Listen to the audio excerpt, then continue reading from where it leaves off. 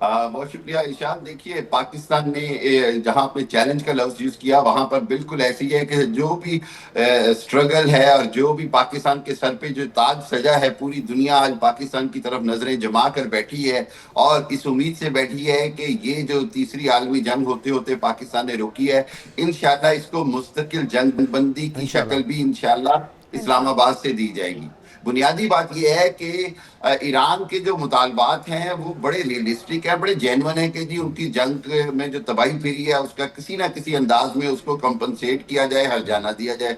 दूसरी बात ये, 40 साल से ईरान ने जो पाबंदियां सही है उसके मुकाबले में अब उस पर पाबंदियां जो है वो खत्म होनी चाहिए, ताकि वो दुरुस्त। ऑयल जो है वो पूरी दुनिया को इंटरनेशनल मार्केट के मुताबिक बेचे, ना कि दुरुस्त। कौड़ियों के दाम बेचे। तीसरी बात उनकी ये बड़ी इंपॉर्टेंट है कि जो पिछले 150 से 30 साल में उनके 150 से 200 अरब के असासे मुंजमद हुए हैं, फ्रोजन अकाउंट्स हैं, उनको रिलीज किया जाए। चौथी बात ये कि जी मिसाइल प्रोग्राम के हवाले से वो अपनी डेटरेंस जो है वो दिफाई सलाहियत कंप्रोमाइज नहीं करेंगे, लेकिन वहां पर यूरेनियम के हवाले से अब अमेरिका का जो मुतालबा है, मेरा ख्याल है कि ईरान को वो मानना चाहिए और किसी न किसी शक्ल में यूरेनियम की अफसुर्दगी के ऊपर अमेरिका को और बाकी जो गारंटोर्स हैं उनको सेटिस्फाई करना चाहिए। उसमें चाइना भी शामिल है, रशिया भी शामिल है। दूसरी दुरुस्त। बात ये कि अमेरिका जो है वो ये इंश्योर करवाना चाहेगा कि जो अमेरिका अगर जंग खत्म भी होती है कि जो अमरीकी अड्डे या अमरीकी मुफादात हैं उनको टारगेट नहीं किया जाएगा। जी हाँ। तीसरी बात यह है कि जो अरब ममालिक के अंदर यूएई, सऊदी अरब और जिन ममालिक को टारगेट किया गया उनके लिए भी कोई ना कोई कंपनसेशन का तरीका निकाला जाएगा और उसके ऊपर भी ईरान को एग्री करना पड़ेगा। बिल्कुल सही। आपने हरमुज के हवाले से जो कंट्रोल है वो अमेरिका जो है, अमेरिका चाहता है कि उसका कंट्रोल दोबारा से ओपन टेरिटरीज की तरह, ओपन वाटर्स की तरह किसी के पास ना हो, या जी। बिलवास्ता तौर पर अमेरिका को चला जाए, जो कि मैं समझता हूं कि ईरान एक्सेप्ट नहीं करेगा। लेकिन वो जो दुरुस्त। मैकेनिज्म बात हो रही है, ईरान और पाकिस्तान, ईरान और ओमान मिलकर कोई मैकेनिज्म चलाएं आपने हरमुज का, मेरा ख्याल है वो बड़ा प्रैक्टिकल होगा और ठीक इंशाल्लाह है। पाकिस्तान के लिए एक बड़ा लॉन्ग टर्म स्टेक्स इंशाल्लाह। इन्वॉल्व हो जाएंगी इकोनॉमिकली इन द इंशाल्लाह। रीजन। अच्छा, एक चीज़ अगर देखी जाए मशरक़ी साहब, ये जो वफ्त आ रहा है अमेरिका का, इसके अंदर उम्मीद भी नज़र आती है और ख़दशा भी नज़र आता है। उम्मीद नज़र आती है जेडी वैंस की सूरत में, क्योंकि वो शुरू से इस जंग के ख़िलाफ़ थे जो ईरान के ऊपर बिल्कुल, मुसल्लत की गई, और जो खदशात हैं वो जेरेड कुश्नर और स्टीव विटकॉफ की सूरत में है। उनका ट्रैक रिकॉर्ड माजी में जिस बहुत तरह अच्छी से बात। हमले होते रहे और जिस बिल्कुल। तरह से वो इसराइल की हिमायत करते हैं, डोनाल्ड ट्रंप का जो भी पैगाम है या जो भी उनकी पॉलिसी है उसको टो करेंगे। तो आपको क्या लगता है कि किसका पलड़ा भारी रहेगा इस वक्त के अंदर भी, क्योंकि जेडी वैंस के पास एक बिल्कुल बेहतरीन मौका है, देखिए, क्योंकि जो अमरीकी अवाम है जुनेद, वो नहीं चाहते, जितने भी अमरीकी इत्तेहादी हैं वो इस जंग नहीं चाहते।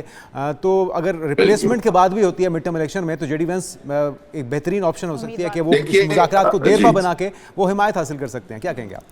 ऐसे बिल्कुल ऐसे ही है जुनैद। देखिए, बात यह है कि जेरेड किश्नर और स्टीव विटकॉफ वो शख्सियात हैं जिनका ईरान आमादा भी नहीं था कि मुज़ाकरात जी। में वो शामिल भी हों, और क्योंकि वो जूइश लॉबी को रिप्रेजेंट करते हैं। और सबसे बड़ी बात यह है कि जेरेड किश्नर जो है वो नेतन्याहू के साथ बहुत ज्यादा एंगेज रहे हैं पिछले 8-10 साल से, और जो स्टीव विटकॉफ है वो सेहूनी लॉबी के इस जंग को शुरू कराने वाले लोगों में शामिल है, वॉर एडवाइजर्स में शामिल है ट्रंप के। सो इस हवाले से ईरान तो उनके ऊपर ट्रस्ट भी नहीं करता और ईरान के तहफ़्फ़ुज़ात हैं। जेडी वैंस जो हैं उनके बारे में बड़ी क्लियर सी राय है कि उन्होंने ना सिर्फ नेतन्याहू को डांटा इस जंग के 1-2 हफ्ते के बाद टेलीफोनिक कॉल पे कि आपने गलत बयानी करके अमेरिका को भी दलदल में फंसा दिया है और पूरी दुनिया को एक बहुत बड़ी अंधेरी गली में लाके खड़ा कर दिया है। और दुरुस्त। इस हवाले से जेडी वैंस के पास एक मैंडेट है। देखिए, एक मुल्क के नायब सदर हैं, अमेरिका के सदर के बाद सेकंड मोस्ट बिल्कुल। पावरफुल शख्सियत के हवाले से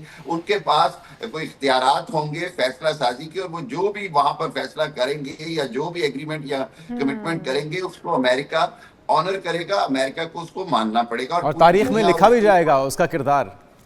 जी, और एक चीज आपको बता दूं, बिल्कुल आपने बड़ा अच्छा पॉइंट कहा कि JD Vance is a president in waiting, जो कि ये समझ रहे हैं कि चूंकि टर्म के आखिरी टर्म है ट्रंप की, तो अगली टर्म में रिपब्लिकन के प्रेसिडेंट के उम्मीदवार होंगे जो बिल्कुल, और रिवायती जितनी तरीका है। साख अपनी खराब कर चुके हैं डोनाल्ड ट्रंप, तो लगता ये है कि बहुत ही बड़ा स्कोप है इस वक्त।